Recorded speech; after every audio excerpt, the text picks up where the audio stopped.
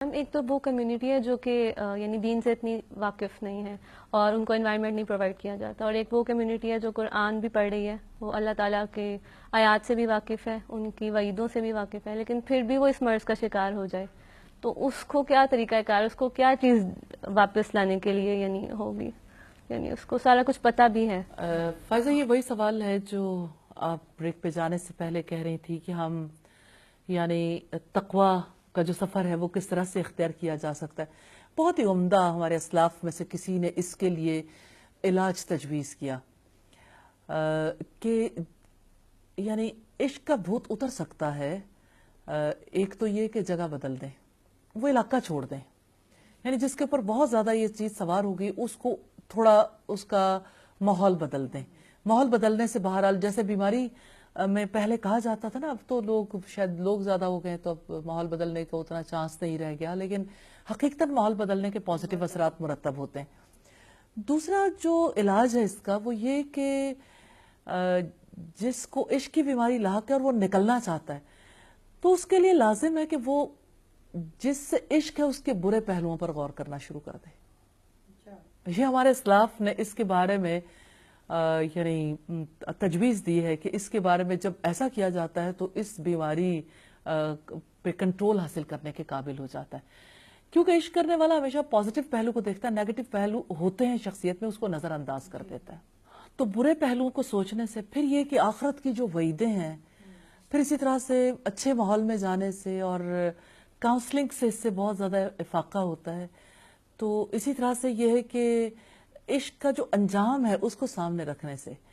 اللہ تعالیٰ کے غضب اور اس کی ناراضگی کو سامنے رکھنے کی وجہ سے، اور پھر یہ کہ اللہ تعالیٰ کو یاد کرنے کی وجہ سے، پھر استغفار کرنے کی وجہ سے، تو اس میں سب سے بڑی چیز میں سمجھتی ہوں جس کا رول بہت اہم ہے وہ یہ کہ بہت زیادہ مصروف رہنے سے، کہ ایسی پازیٹیو ایکٹیویٹی ہو جس سے مصروف رہ کے پھر یہ جو فارغ اوقات کے کام ہے نا، تو جس کی وجہ سے انسان کا دماغ کسی اور ایکٹیویٹی میں بزی ہو جاتا ہے، تو جب اچھی ایکٹیویٹی ہو تو انسان بری جو مصروفیات ہیں، مشاغل ہیں، ان سے نکل سکتا ہے الحمدللہ اللہ کے فضل و کرم سے۔ تو بہرحال کیور ممکن ہے۔ تو بہت سے پہلے افراد تھے جنہوں نے اسی طرح سے اجازت چاہی تھی، جیسے ہم دیکھتے ہیں کہ مرثد ایک صحابی تھے جن کی ڈیوٹی لگاتی تھی رسول اللہ صلی اللہ علیہ وسلم نے کہ مکہ کے جو افراد مدینہ آنا چاہیں گے تو ان کی ہیلپ کے لیے ان کی ڈیوٹی لگائی تھی۔ تو اسلام قبول کرنے سے پہلے اناق نامی ایک خاتون تھی جن کے ساتھ انہیں عشق تھا۔ ایک بار ایسا ہوا کہ وہ مکہ سے واپس آ رہے تھے قیدیوں کو یا مکہ والوں کو لے کے کہ جن لوگوں کو وہ چھوڑنا نہیں چاہتے تھے، تو اناق جو ہے وہ رات کے وقت وہیں پہ آ گئی، اس نے دعوت گناہ دی، تو مرثد نے کہا میں تو اسلام لا چکا۔ اس نے پھر شور مچا دیا، پھر جو بھی صورتحال پیدا ہوئی، پھر وہ جب اناق کے عشق میں یعنی پہلے مبتلا تھے، پھر اسلام قبول کرنے سے افاقہ ہو گیا، اب جب اس نے ایسی صورتحال پیدا کی تو وہ ساری بیماری پھر جاگ گئی۔ رسول اللہ کے پاس پہنچے اور انہوں نے نکاح کرنے کی اجازت دی تو آپ صلی اللہ علیہ وسلم نے انہیں اجازت نہیں دی، اور یقیناً دعائیں بھی کی ہوں گی، اور پھر یہ کہ جو مذہب کا فرق آ گیا نا، دین کا فرق آ گیا، اس کی وجہ سے چونکہ دین سے زیادہ محبت تھی، اللہ تعالیٰ سے محبت تھی، اس وجہ سے اس بیماری سے بچنے میں کامیاب ہو گئے الحمدللہ۔ اسی طرح سے امام ابو حنیفہ کے بارے میں ہمیں یہ ملتا ہے، کسی نے ان سے اجازت چاہی کہ میں ایک ایسی خاتون سے نکاح کرنا چاہتا ہوں جو بہت خوبصورت ہے اور میں اس کے حسن پہ فریفتہ ہوں، میں چاہتا ہوں کہ میری اولاد جب پیدا ہو تو اس عورت جیسی ہو اور اس کی عقل میرے جیسی ہو۔ تو امام ابو حنیفہ نے کہا کہ اگر عقل اس پہ چلے گی اور شکل تمہارے پہ چلے گی پھر کیا کرو گے؟ تو سم ٹائمز ایسا بھی ہوتا ہے کہ یعنی انسانوں نے اپنے کوئی آئیڈیلز بنائے ہوئے ہوتے ہیں، لیکن کوئی اگر اچھا طریقے سے کاؤنسلنگ کر دے تو اس کا بھی پازیٹیو ایفیکٹ ہوتا ہے الحمد۔ تازہ جیسے آپ نے کہا کہ مصروف رہنا بہت زیادہ ضروری ہے، خود کو بیزی رکھا جائے، اچھی مصروفیت جو ہے وہ ڈھونڈی جائے، تو اچھی مصروفیت کو تھوڑا واضح کریں گے کہ اچھی مصروفیت سے کیا مراد ہے؟ دیکھیں جی، نیکی کے سارے کام ہی اچھی مصروفیت ہے، چاہے وہ انسانوں کی خدمت ہو، انسانوں کے دکھ دور کرنے کی بات ہو۔ مجھے تو لگتا ہے عشق کے مریض کا بہت بڑا علاج جو ہے وہ جیسے برنٹ وارڈ نہیں ہوتے جہاں جلے ہوئے پیشنٹس ہوتے ہیں،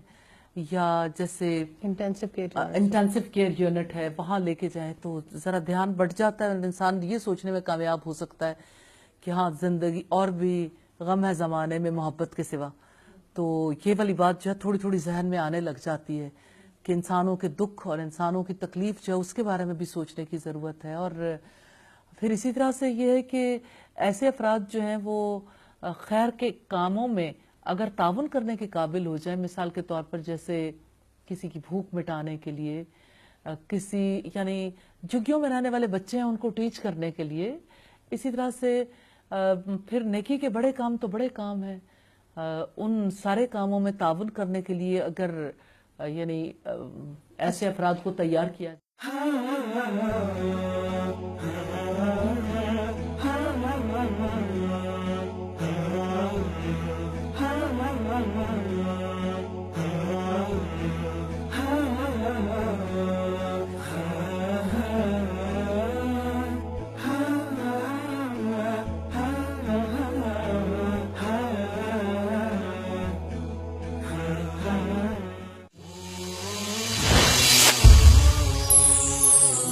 پیغام ٹی وی